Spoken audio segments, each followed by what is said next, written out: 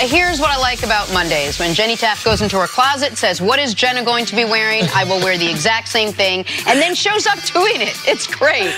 Jenny, good morning. How are you? How was your weekend? And tell us about the show, all in one long sentence.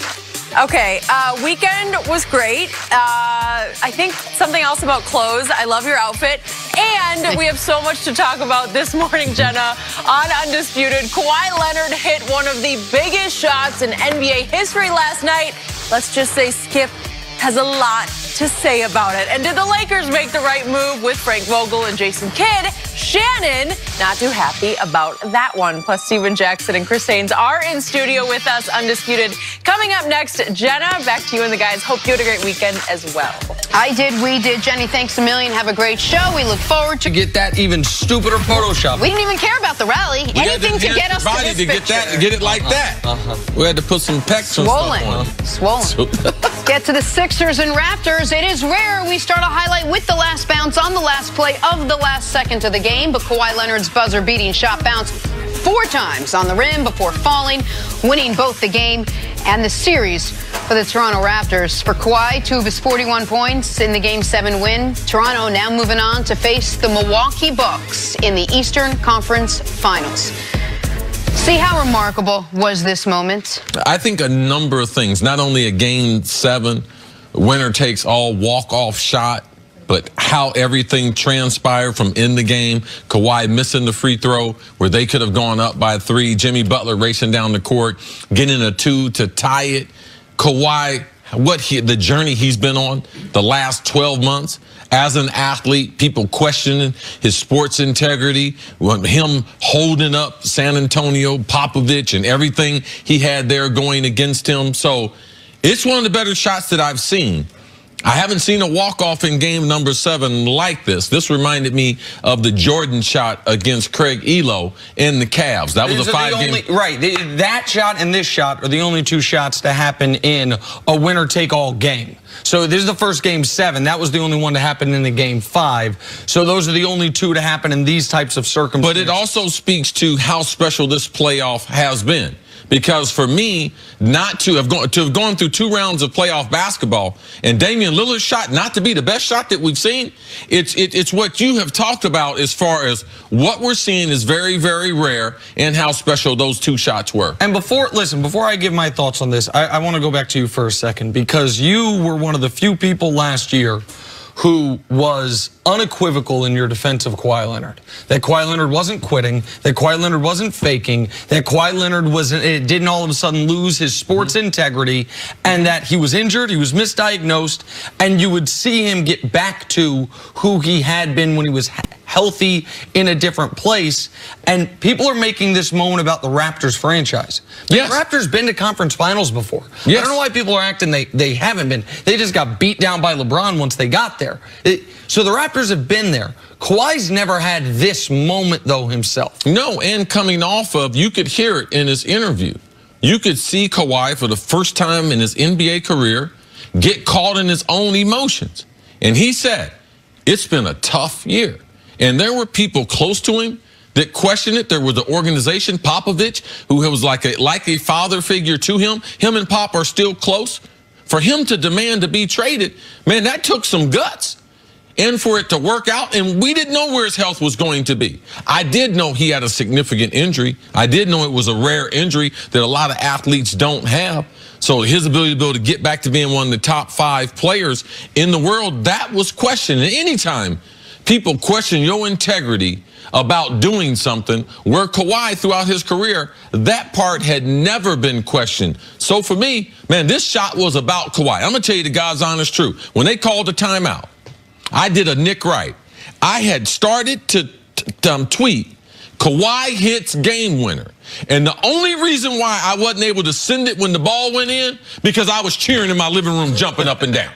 Because I know him. Ready to go. I've been knowing him since he came into the league. I know what a great story he was. And the story's even better now because he'll get credit for it. Before in Kawhi's career, San Antonio always got credit for it. So you mentioned Jordan in '89.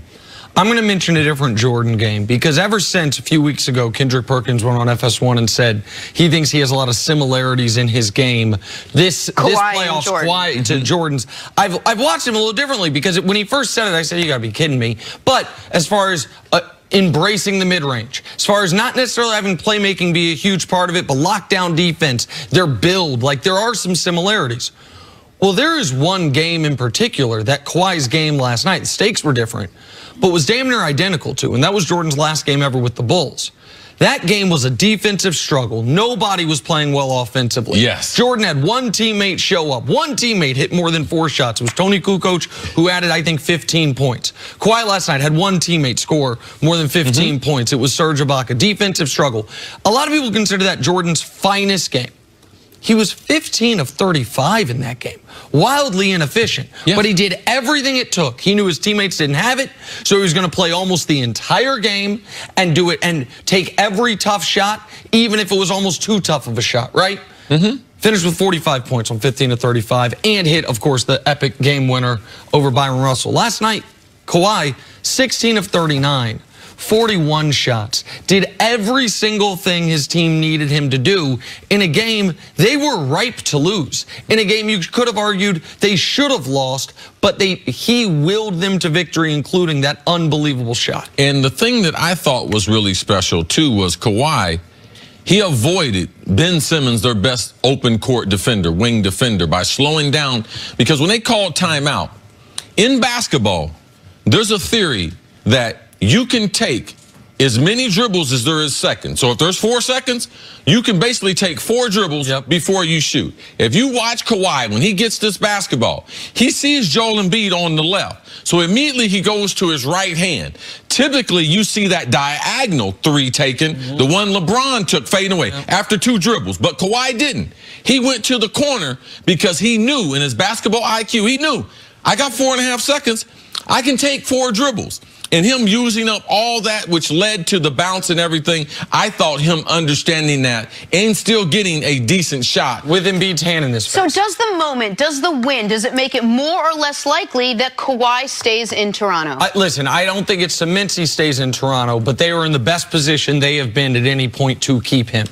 He is now, it's not only because he gets this great moment, it's because they avoid what would have been for them, I think, worst case scenario, which was Kawhi Leonard plays this type of game, nobody else shows up, and they lose this early in the playoffs. Because then Kawhi is going to the offseason thinking, well, I can do that anywhere. I can be great and have my teammates let me down anywhere. I'm going to do it in Canada with higher taxes where it's cold.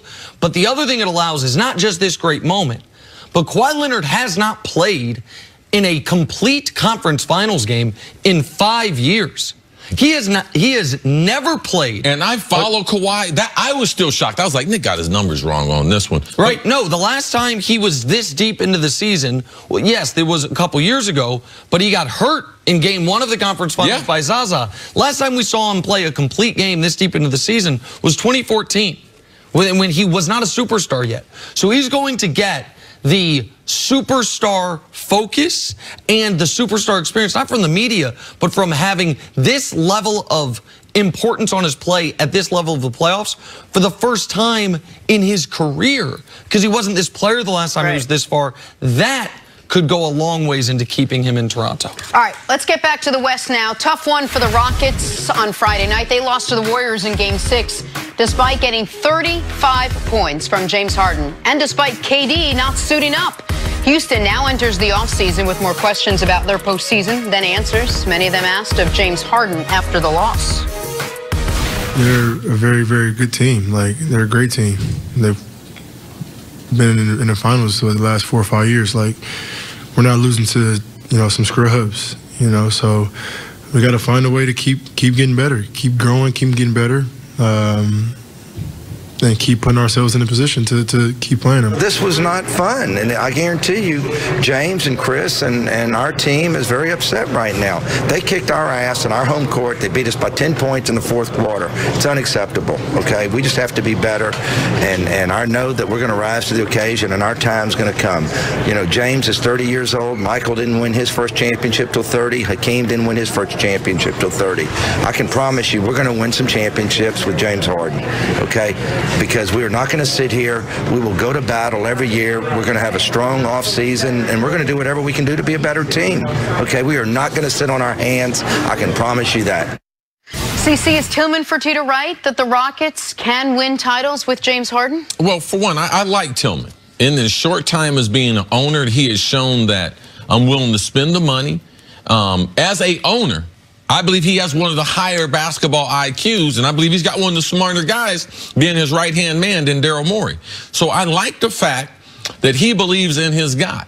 I like the fact, too, that he didn't mention Chris Paul. Because if they tell me, okay, we're willing to deal Chris Paul to get off of his contract to be able to bring some other help, because there are a lot of things I believe in. The ownership, the general manager, and picking the players. They'll find those players that fit into his roster. They've been able to do that. And James Harden, how he's changed his body, how he is concentrated on his overall endurance. Man, that video, them videos after the game in the middle of the night after scoring 40 and going still to work out, Jenna, you and I were just so impressed of how his overall philosophy on taking care of his body has changed. So there's a lot of things I do believe in, but I don't believe in the coach. I don't believe in the system that he has had, no matter where he's been. That system has not won on a high level. You will win a lot. You can win 50, 55 games during the regular season. But when you get into crunch time, where they're letting you clutch and grab, where the three-pointer, it's still important, but that mid-range game and all the other things become important, I don't think that that's a championship formula. So that right there is my greatest concern in Houston going forward. It didn't work with D'Antoni. It didn't work any other place he's been. Lakers, Phoenix, hadn't worked in Houston thus far. So I think the Rockets can win a title. I think James Harden has earned the right for us to believe he's going to come back as good, if not better, next year.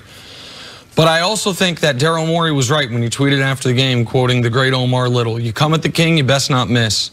And the Rockets have been obsessed with the king, the Golden State Warriors, and they can't beat them.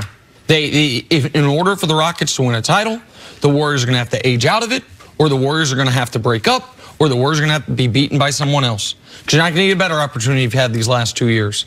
I know they didn't have Chris Paul last year at the end, but you're up 15 in Game 6 to close them out, and you lose. You're up 15 at home in Game 7 last year, and you lose. You are tied with a chance with Golden State almost punch drunk because Kevin Durant has just hobbled off the court going into fourth quarter of Game 5 this series. And you lose. You're a 7.5-point favorite at home when Steph Curry scores 0 points in the first half. And no Kevin Durant. No Kevin Durant. Up by 5 entering the fourth quarter. Up by 7 on a fast break in the fourth quarter.